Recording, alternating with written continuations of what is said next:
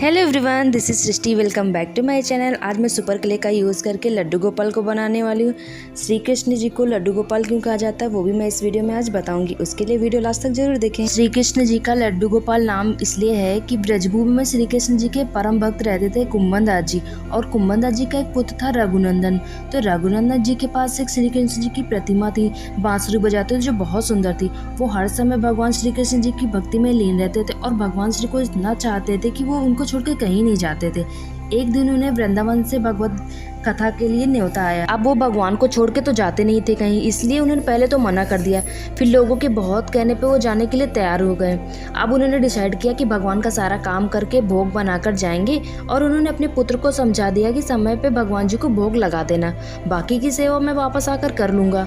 अब रघुनंदन तो बहुत छोटे थे, फिर भी उन्होंने भोग की थाली तैयार की, भगवान के सामने लाकर रख दिया, और उन्हें लगा भगवान जी आएंगे, जैसे हम खाते वैसे ही आकर खाएंगे।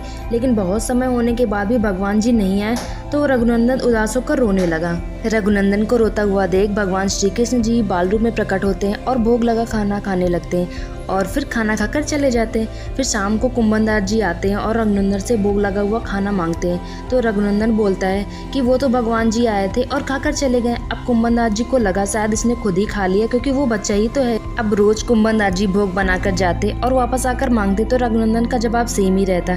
फिर एक दिन कुंभनदास जी को लगा कि ये रोज झूठ बोलता है, लेकिन ये ऐसा कर क्यों रहा है, मैं आज खुद ही इसे देखूंगा।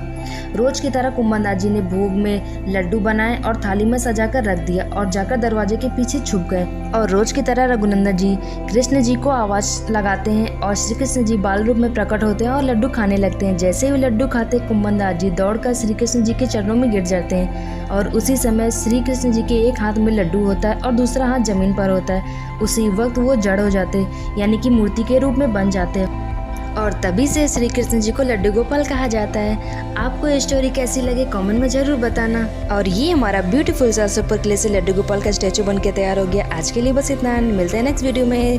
तब तक के लिए बाय बाय, थैंक यू।